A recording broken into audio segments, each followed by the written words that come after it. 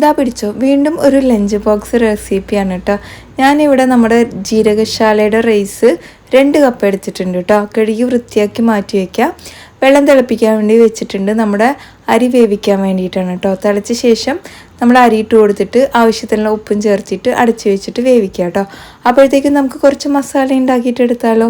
ഞാനിവിടെ ചട്ടി വെച്ച് കൊടുത്തിട്ടുണ്ട്. വെളിച്ചെണ്ണ ഒഴിച്ചു കൊടുത്ത ശേഷം ജീരകം അതുപോലെ വെളുത്തുള്ളി ആഡ് ചെയ്ത് കൊടുക്കുന്നുണ്ട്. വലിയുള്ളി ചേർത്ത് കൊടുക്കുന്നുണ്ട്. ഇച്ചിരി ഉപ്പിട്ടിട്ട് നന്നായിട്ടൊന്ന് വഴറ്റിയെടുത്ത ശേഷം ഞാൻ ഇതിലോട്ട് കറിവേപ്പിലയും കുരുമുളക് പൊടിയും കൂടെ ചേർത്ത് കൊടുക്കുന്നുണ്ട്. പിന്നെ 3 എഗ്ഗും കൂടെ ചേർത്ത് കൊടുത്ത് നന്നായിട്ടൊന്ന് സ്ക്രാമ്പിൾ ആക്കിയിട്ട് എടുക്കാം കേട്ടോ. അപ്പോഴത്തേക്കും നമ്മുടെ ചോറൊക്കെ ഇവിടെ വെന്ത് സെറ്റായി വന്നിട്ടുണ്ട്. നമുക്കിത് അതിലോട്ടും കൂടെ ഇട്ട് കൊടുത്തിട്ട് നന്നായിട്ട് ഇളക്കിയെടുക്കാം.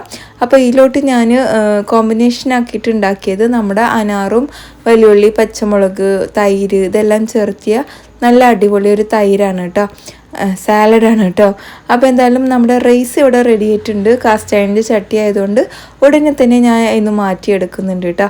അപ്പോൾ സാലഡും റെഡി. കുട്ടികളുടെ ലഞ്ച് ബോക്സിലോട്ട് വേഗം ആക്കിയെടുക്കുക. അപ്പോൾ ഇത്രയേ ഉള്ളൂ നമ്മുടെ ഇന്നത്തെ വീഡിയോ. ഇഷ്ടമായി കഴിഞ്ഞാൽ ലൈക്ക് ചെയ്യാനും ഷെയർ ചെയ്യാനും മറക്കരുത്. മറ്റൊരു വീഡിയോയിൽ കാണാം. അതുവരെ എല്ലാവർക്കും bye. It's me Jini from Palakkad. നമ്മുടെ യൂട്യൂബ് ചാനലും FBയും ഇൻസ്റ്റയൊക്കെ മാക്സിമം സപ്പോർട്ട് ചെയ്യാം കേട്ടോ. സപ്പോർട്ട് ചെയ്യാതിരിക്കരുത്, മറക്കരുത്. അപ്പോൾ എല്ലാവർക്കും ശരിക്കും ബൈ.